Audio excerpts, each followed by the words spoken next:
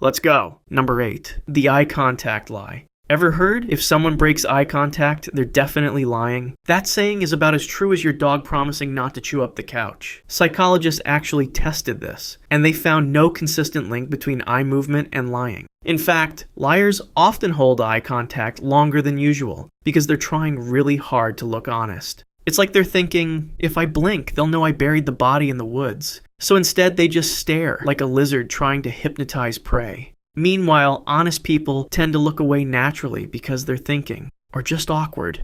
When you're trying to recall details, access memories, or just put words together that don't sound like a toddler explaining taxes, your eyes naturally drift. That doesn't mean they're lying. It means they're trying not to short circuit while forming a sentence. Different cultures also treat eye contact very differently. In many Western cultures, strong eye contact is seen as confident. But in others, like Japan or parts of Africa, too much eye contact is considered rude or aggressive. The whole liars can't look you in the eye myth really took off thanks to old school police interrogation manuals from the 1960s. These guides told investigators to look for tells, like darting eyes, fidgeting, or sweating, as if every human wasn't already doing those things under pressure. Imagine being innocent and nervous, and now someone's like, he's cooked, he blinked twice. Number 7. Crossing arms means you're closed off. Ever been told that crossing your arms means you're defensive, closed off, or hiding something? Like the moment your arms fold, your therapist gasps and says, aha, emotional trauma. Yeah, no.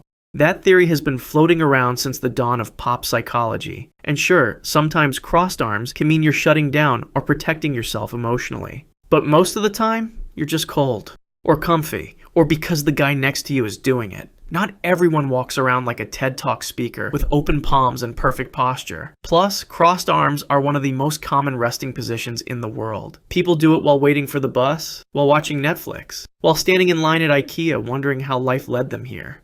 It doesn't mean they're emotionally unavailable, it means there's nowhere else to put their damn elbows. On top of this, studies have shown that crossed arms can actually help people focus. One study even found that people who folded their arms while solving problems performed better, probably because they weren't busy worrying about where to park their limbs without being judged.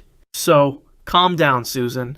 Not every crossed arm means a repressed childhood. Number 6. The trust your gut test taking myth. Right before a big exam, someone always says it. If you're unsure, trust your gut. Don't change your answer. Your first instinct is usually right. It makes you feel like your brain has a secret sixth sense. Like deep down you already know the answer, and any second guessing is just self-sabotage. Too bad that advice is basically the academic version of the floor is lava. Because research, it says the opposite. Study after study shows that changing your answer on a test improves your score more often than it hurts it. In fact, the majority of answer changes go from wrong to right, not the other way around. This myth sticks around because of something called confirmation bias. Imagine this, you're sitting in the exam room, pencil in hand, heart doing parkour. You bubble in an answer, but something feels off. You hesitate, then change it. Later, you find out your first answer was right. Instant regret. It burns into your memory like a branding iron. Now flip it. Same exam, you change your answer, and this time you're right. Feels good, sure, but you barely think about it. On to the next question. That's how confirmation bias works. You remember the pain but ignore the progress. And suddenly, never change your first answer becomes gospel, even if it's completely wrong. And then there's that annoying thing called anxiety. People panic, second guess themselves, and start believing their first guess came from some magical place of unconscious wisdom. Spoiler, it didn't. It came from you trying to remember chapter 12 on 3 hours of sleep and a questionable breakfast burrito. So next time you're staring at a multiple choice question and suddenly remember the right answer halfway through, just change it. You're not betraying your instincts. You're just being smarter than the version of you from 20 minutes ago who thought photosynthesis happened in frogs. Number 5.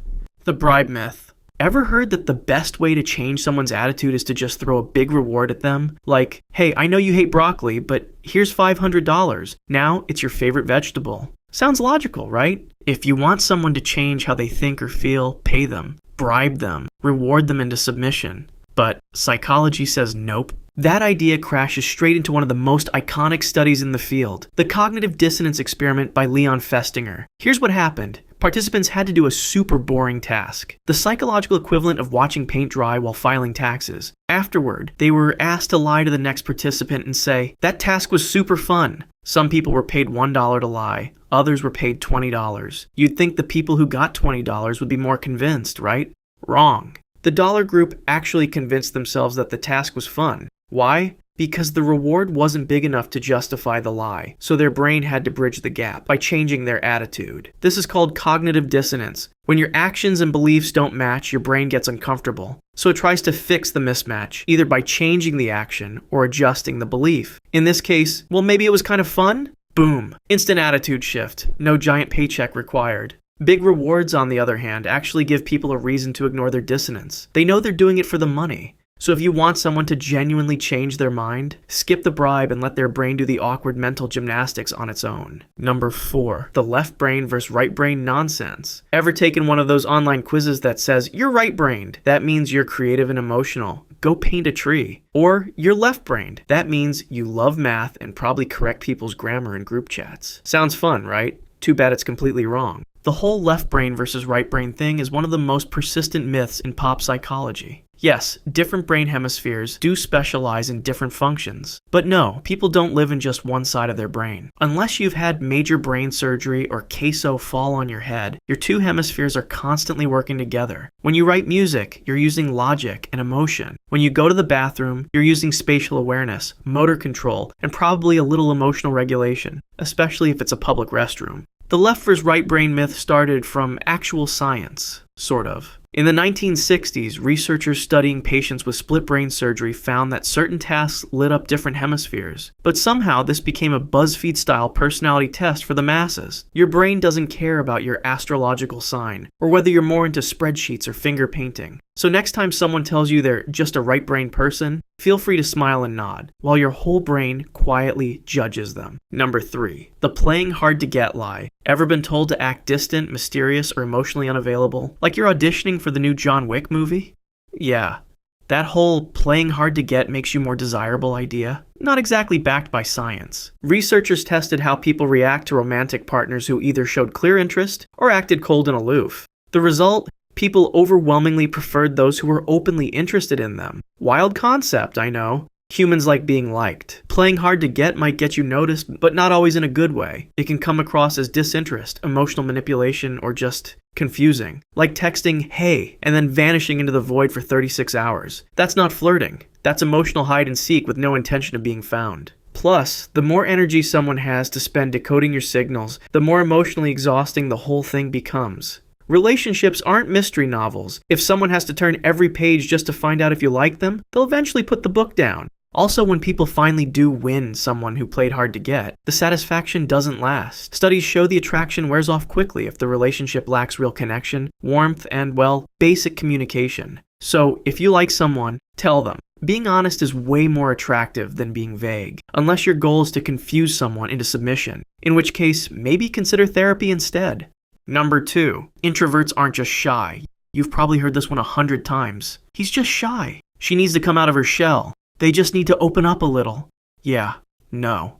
Introversion isn't the same as shyness. Shyness is about fear. Fear of judgment. Fear of rejection. Introversion is about energy. As in, I like people, but only for about 45 minutes before I need to go lie in a dark room and stare at the ceiling. Introverts aren't scared of you. They're just tired of talking about the weather. Shy people want to socialize but get anxious. Introverts could socialize, but they'd rather not unless you're bringing snacks, and the promise it'll be over by 9. Here's the science. Introverts' brains are wired a bit differently. They respond more strongly to external stimulation, like noise, crowds, or Karen's voice echoing through the garden. That's why, after a long social event, an introvert feels like their brain ran a marathon in wet socks. Also, not all introverts are quiet. Some are the loudest people in the room, until they vanish mid-party and are found 20 minutes later hiding behind a pot plant, eating chips in silence. So, no, introverts don't need to fix anything. They just like people in small doses, like wasabi. Strong, good in moderation, and too much makes them cry. Number 1.